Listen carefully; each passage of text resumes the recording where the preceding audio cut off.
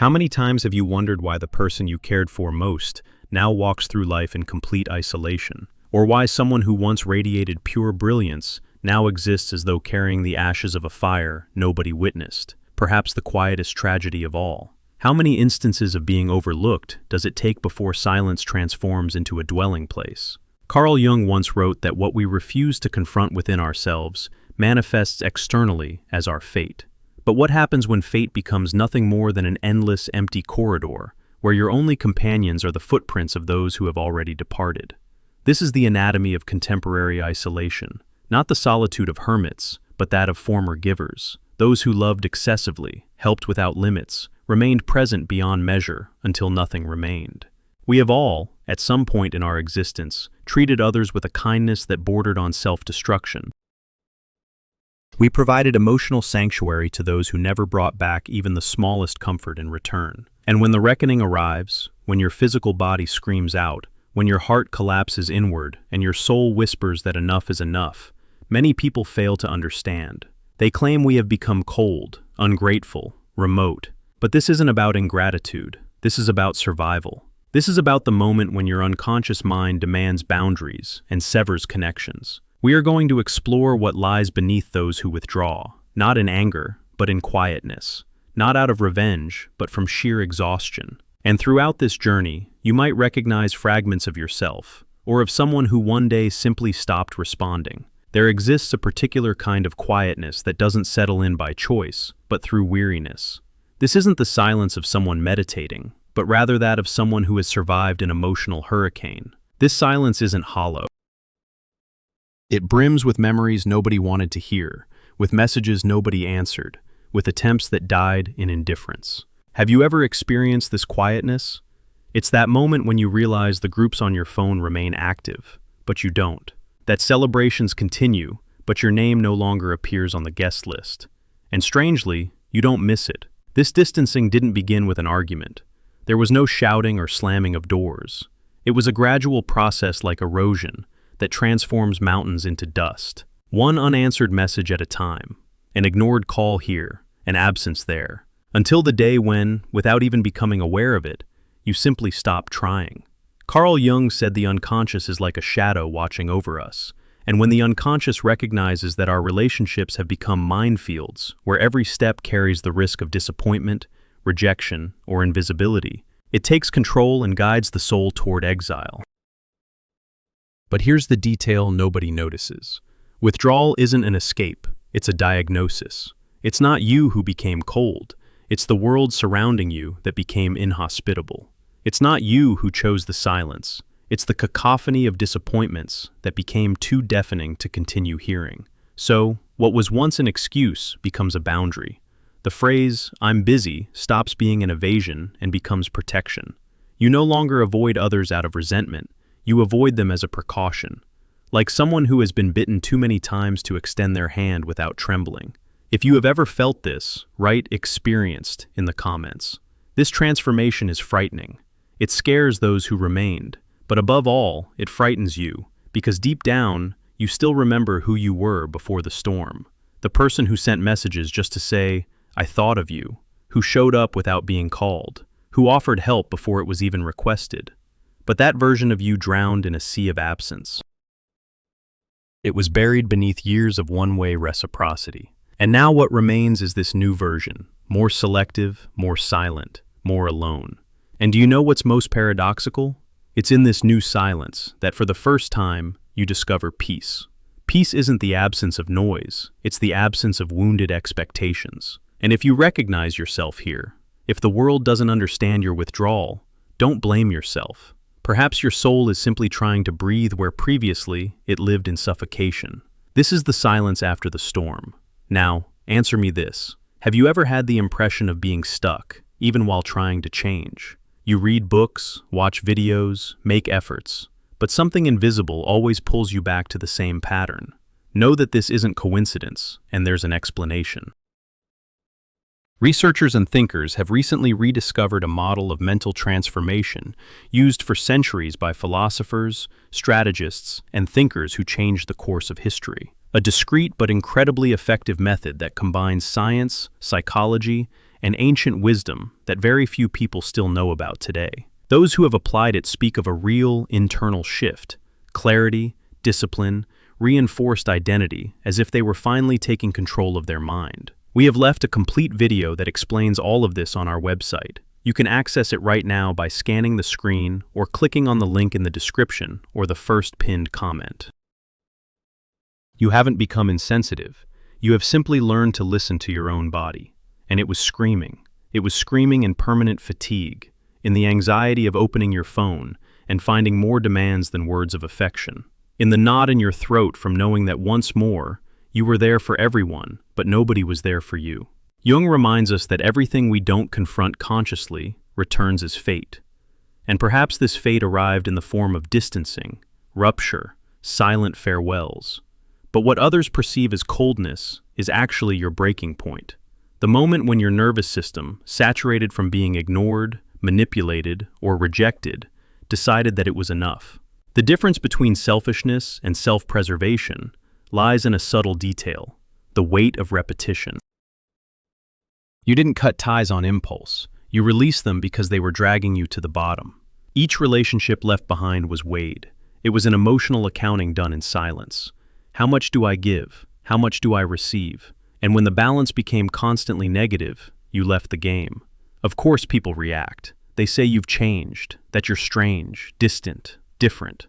But they don't see that this difference is actually your true form, the one that was suffocated for years to fit into the mold of others. And as painful as it is, the truth is that many only feel your absence when you stop being useful, when you stop solving, responding, supporting what was always one-sided. Not because you were the center, but because you held everything together while you collapsed internally. Then comes the label, ungrateful, closed off, complicated, as if the price of your mental health should be the discomfort of others. But what if it was exactly the opposite? What if cutting off relationships was the highest act of self-love you ever accomplished? Jung said that the encounter with one's own shadow is the first step toward individuation, the process of becoming truly who you are, and cutting ties is often also cutting the roles you play.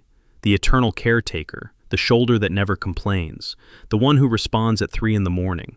You're not abandoning others, you're rescuing yourself. And that rescue doesn't come with fanfare, it comes in silence, in small, daily choices. In the, I don't think I'll go that becomes, I know I won't go. In the, I'll reply later that becomes, I won't reply at all.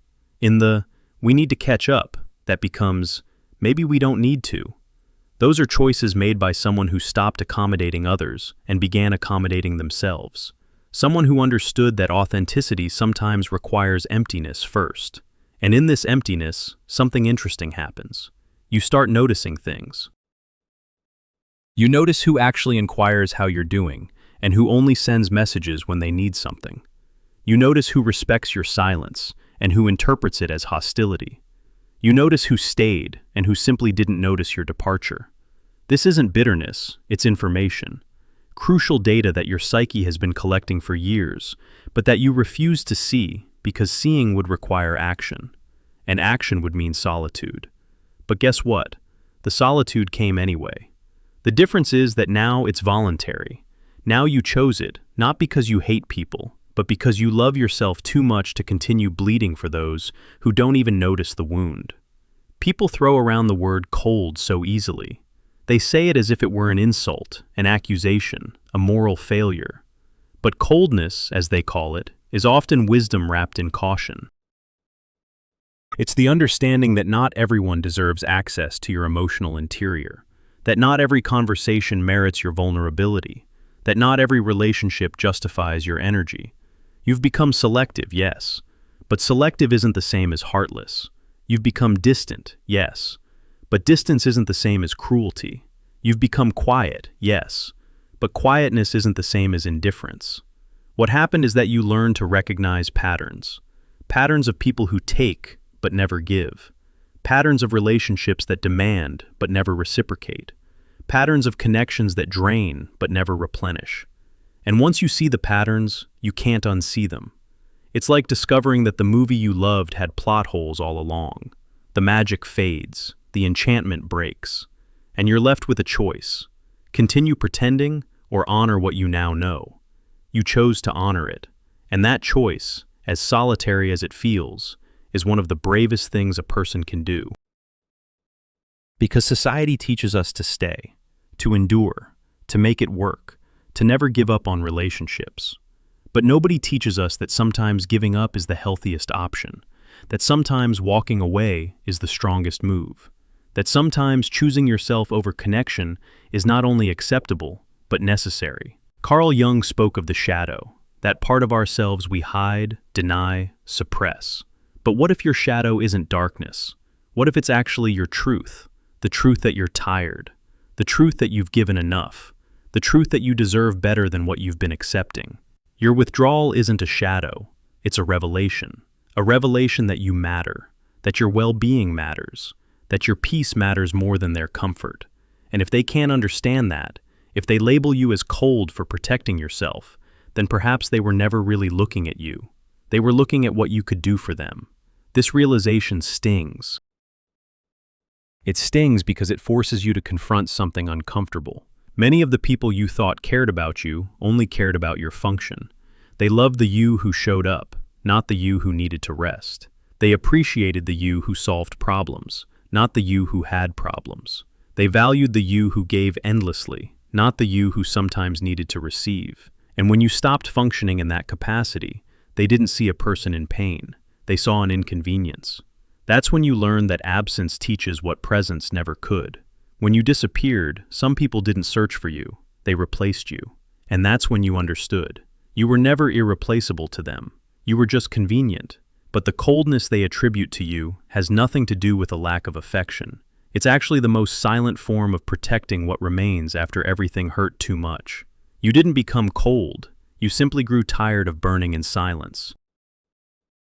Carl Jung said that no one becomes enlightened by imagining figures of light, but by making the darkness conscious.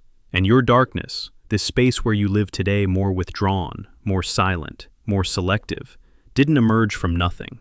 It's a reflection, an armor created by your unconscious after years of experiences where opening your heart meant exposing it to contempt, indifference, or abandonment.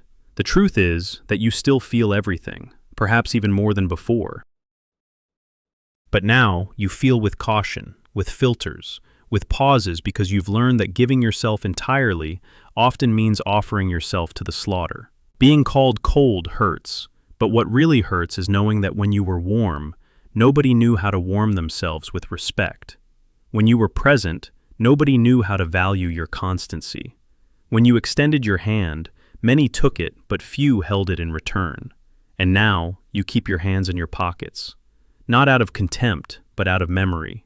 You're trying to protect yourself from a pattern of relationships that demand too much. Give back too little and claim your lightness even when you're already at the edge of exhaustion. This isolation that others criticize so much is for you a safe territory.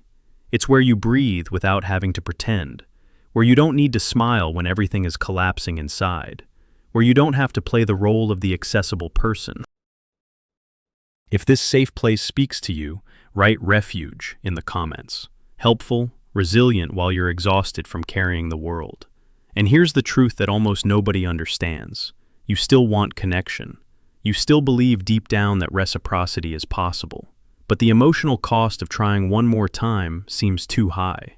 That's why you withdraw. That's why you take time to respond. Why you cancel appointments. Why you choose silence. You're not rejecting others. You're trying to stop rejecting yourself by ignoring your own limits. Jung said that what we resist ends up dominating us, and you've spent too much time denying what you felt, what you needed, what caused pain.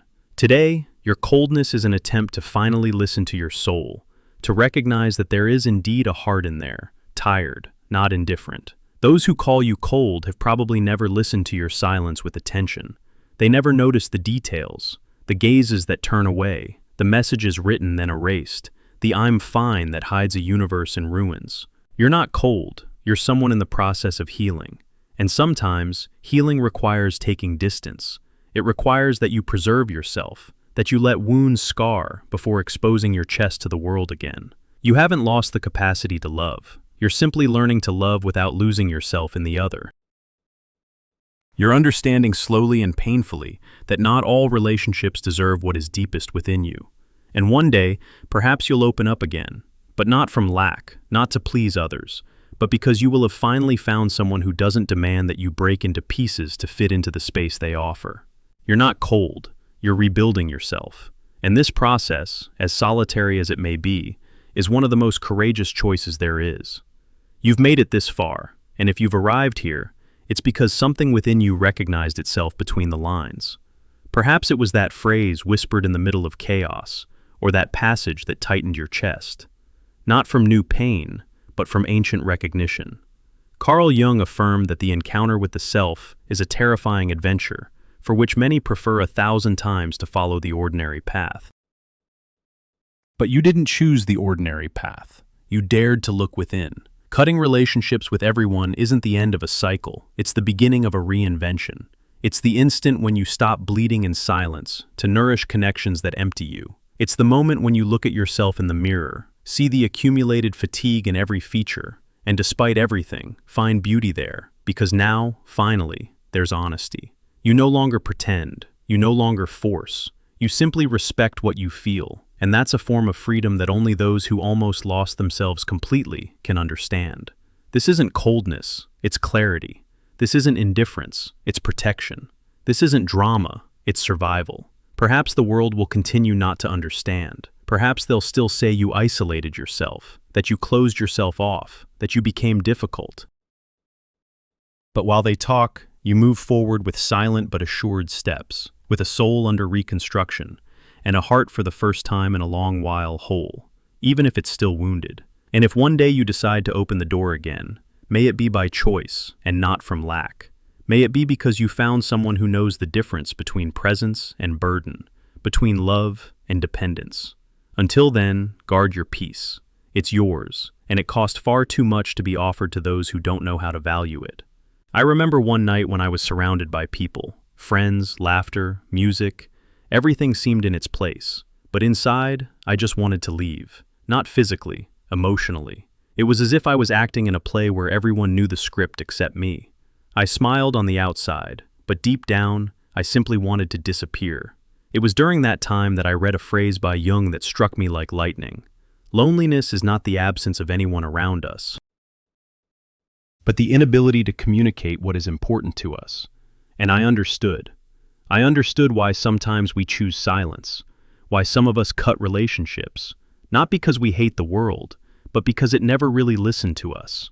If you felt seen by this video, know this: it's not a coincidence.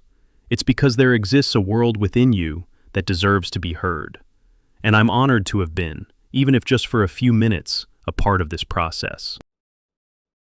Oh, and don't forget to click on the link in the description or the first pinned comment to watch the complete video on the mental reprogramming process that helps ordinary people regain more clarity, concentration, and emotional control through science, philosophy, and practices applicable to daily life. Now, the moment of truth. If you're still here, breathing with me in this shared silence, perhaps it's time to do something even more courageous. Like this video and subscribe to the channel. Yes, I know, it's the like moment, that request everyone makes. But here, it's not an automatic gesture. Here, it's a request that has a soul. And if you want to go further in this journey, the videos appearing now on the screen will take you toward even deeper zones of the psyche. Just don't be surprised. Some of these dives might transform you more than you would wish. But hey, what flavor would life have if we only lived on the surface until the next philosophical whisper? And remember, you're not cold, you're healing. And that's the most burning thing a human being can be. To affirm your healing, write fire in the comments.